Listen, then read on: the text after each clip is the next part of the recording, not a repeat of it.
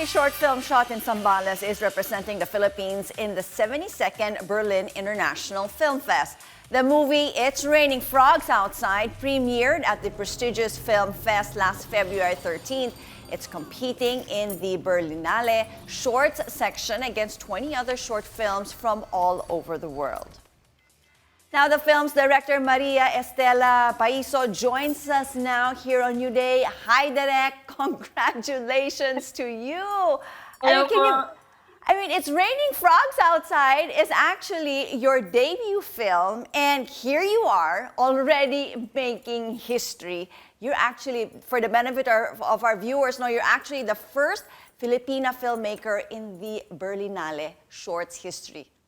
Paano, Direk? Paano ba nangyari lahat yan? How did it all happen? Take us through how you found out that you made it in Berlinale. Actually po, I really wasn't expecting anything because this short film was actually a short film for Q Cinema. So even getting accepted in Q Cinema was already a big thing for us. And of course, Berlinale was very far out because it's my first time directing, like I always mention. So parang I've been in post-production for 5 years. So I'm really an editor. And this is my first time to try to direct something. So I wasn't really expecting anything. I got the news, I think, late last year, and I screamed and cried and told my mom about it, told everyone, all my friends and everyone involved in the short film about it. And we were so very happy about it because we really weren't expecting anything, at least for me, because it's my first and it's very far out for me. It is amazing. You can actually keep screaming and crying because it is definitely a feat that not a lot of people can do, no? And there must be something about this film of yours. Do tell us a little bit more about it. We understand that it's actually the first Sambal language piece to take part in the prestigious film fest.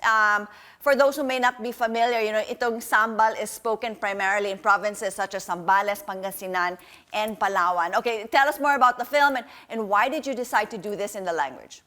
Actually, because it's my first, I think all filmmakers make their first film very personal because I think that's just the way things are. So since this is my first, it was very personal. And Sambal is a language that my mother and I speak at home.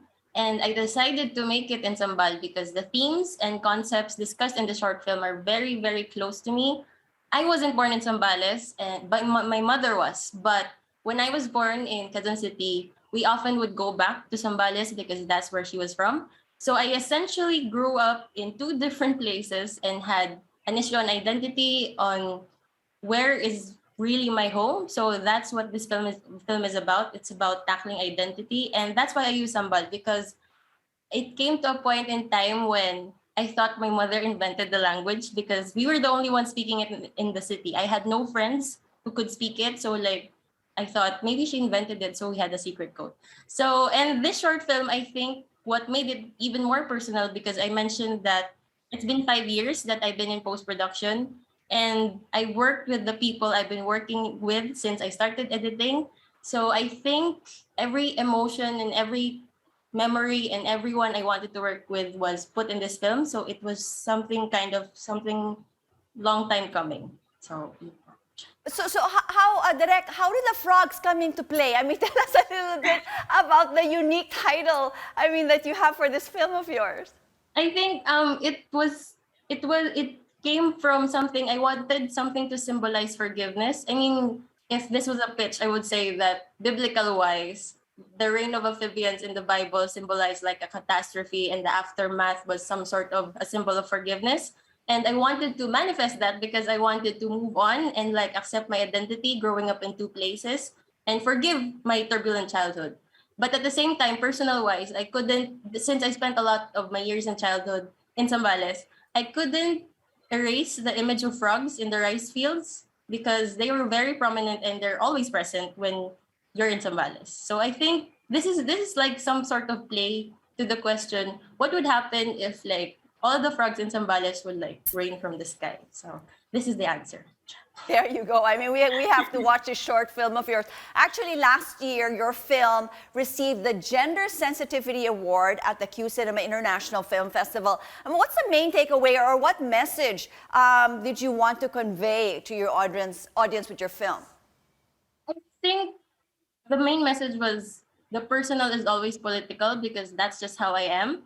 And I think the Gender Sensitivity Award came with it being very personal because majority of my crew are like my friends and everyone who knows me. And this was just like a conglomeration of what I really been wanting to say for a long time. So this is essentially a girl who struggles with her identity and is like forced to face the problems because she's now home alone and she can't go out because it's raining frogs outside.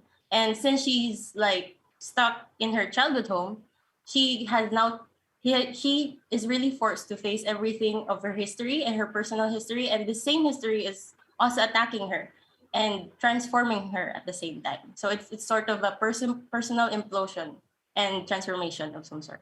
Yes. Wow, that's a lot to take in 30 minutes, Direk. I don't know how you actually pulled it off, but definitely you did. And the awards night is happening early morning tomorrow in Germany. And of course, you're here with us now in Manila, but you actually have a representative there. Your fellow director, Gerald Serencio, is right there. And of course, holding your photo. There you go. Tell us more about that. We actually planned to go to Berlin because, of course, that's the dream. But due to travel restrictions, there were a lot of problems we encountered. So we ended up really not going despite the support from local institutions. So we started like looking for a way to make the best out of the festival, even if we weren't going there. So we found out that Jarrell was there, and Jarrell is my producer, Gail Osorio's friend, and he is also a pledger in our film. And it so happened that this very wild idea came that what if I'm still there, even if I'm not there? So because we had to like ship posters to Berlin, and with the shipping, we gave the picture of myself. There you go, Direk. Well, good luck to you. And thank you once again for joining us here on New Day. All the best, Direk. Well, thanks for having me.